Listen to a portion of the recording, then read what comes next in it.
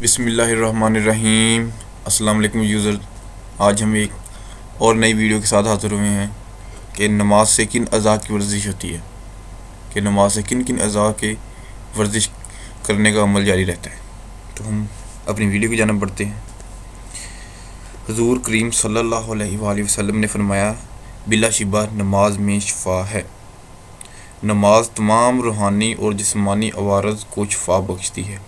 یہاں ہم پاکستان کے مشہور معالج امراض قلب ڈاکٹر محمد عالمگیر خان کی تحقیقات کا خلاصہ پیش کرتے ہیں، جس سے حضور کریم صلی اللہ علیہ وآلہ وسلم کے ارشادات کی تشریح ہوتی ہے۔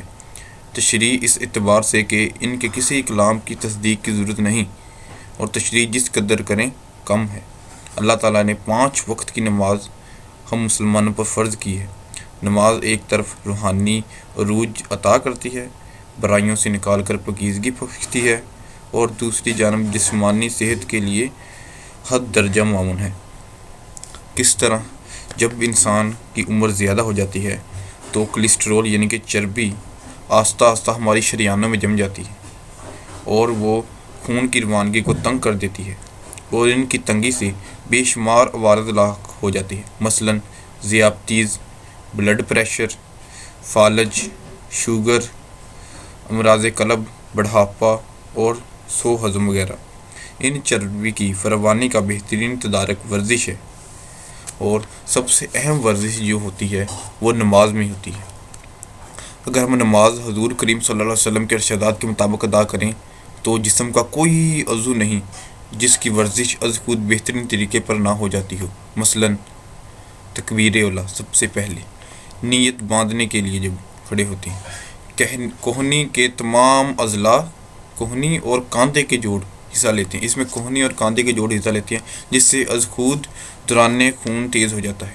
اس کی وجہ سے دوران خون تیز ہو جاتا ہے اور بازوؤں کی چربی کم ہونا شروع ہو جاتی ہے۔ اس کے بعد ہم اقامت میں حصہ لیتے ہیں۔ اس میں ہاتھ باندھنے سے کوہنی اور کلائی کے آگے پیچھے والے اضلاع حصہ لیتے ہیں، اور گردش خون تیز ہو جاتا ہے۔ اس وجہ سے بازو کی تمام چربی آہستہ آہستہ ختم ہونا شروع ہو جاتی ہے۔ رکوع، اس کے بعد ہم رکوع میں جاتے ہیں۔ اس حالت میں کولہے کے جوڑ، کوہنیاں، کلائی اور کمر کے تمام اضلاع بڑی سختی سے عمل کرتے ہیں، جس کی وجہ سے بڑا ہوا پیٹ وہ بھی کم ہو جاتا ہے، اور دوسری بھی کولہے کے جو جوڑ ہوتے ہیں ان کی ورزش ہو جاتی ہے۔ اس کے بعد ہم سجدے میں جاتے ہیں۔ اس میں کولہے، گھٹنے، ٹخنے اور کوہنیوں پر جھکاؤ ہو جاتا ہے۔ ٹانگوں، رانوں، کمر اور پیٹ کے اضلاع کھنچے ہوئے ہوتے ہیں۔ مستورات کے گھٹنے سجدے میں چھاتی سے لگے ہوتے ہیں، جس سے ان اعضاء کی مخصوص اندرونی عوارض کا یہ مداوع ہو جاتا ہے۔ اس کے علاوہ سجدے کی حالت میں خون دماغ تک پہنچ جاتا ہے، جبکہ اس کو خون کی شدید ضرورت ہوتی ہے۔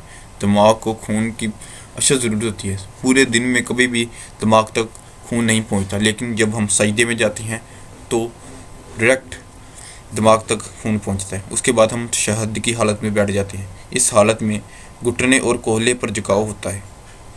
ٹخنے اور پاؤں کے اضلاع ایک سمت اور گردن اور کمر کے اضلاع دوسری سمت کھینچ جاتے ہیں، جس سے دونوں طرف کے اضلاع میں چربی کم ہونا شروع ہو جاتی ہے۔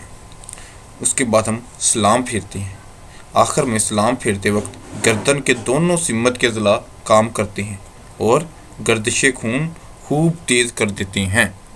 اس سے پورے جسم کی ورزش ہو جاتی ہے۔ نماز کی ان حرکات سے ایک بہترین ورزش ہوتی ہے، اور نماز میں اعتدال کے سبب اس میں قدرتی توازن اور اعتدال رہتا ہے۔ دوسری ورزشوں کی طرح ہیجانی کیفیت پیدا نہیں ہوتی۔ نماز پڑھنے سے احسن طریقے سے خون کی فراہمی کا سبب دل مکمل طور پر صحت مند رہتا ہے۔ اس کے لیے خون گاڑھا ہوتا ہے، نہ خون کی گردش خراب ہوتی ہے۔ حضور کریم صلی اللہ علیہ وسلم نے کس قدر بجا فرمایا، جسم میں ایک لوتھڑا ہے، جب تک وہ ٹھیک رہتا ہے تمام جسم ٹھیک رہتا ہے، اور اگر اس میں خرابی پیدا ہو جائے تو سارا جسم خراب ہو جاتا ہے۔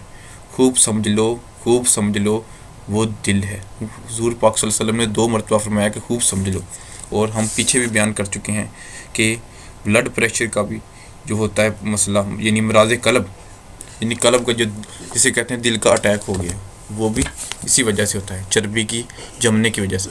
تو دوستو، اگر آپ کو ہماری یہ ویڈیو پسند آئی ہے تو اسے زیادہ سے زیادہ شیئر کریں، تاکہ آپ کے شیئر کرنے کی وجہ سے کچھ لوگ تو نماز پڑھ سکیں اور اس کا آپ کو بھی اجر ثواب ہوگا۔ اور ہمارے چینل کو سبسکرائب کریں اور ساتھ لگے بیل کے آئیکن کو دبا دیں، تاکہ اس طرح کی نئی آنے والی اور بھی ویڈیو سے آپ کو آگاہی کی جائے۔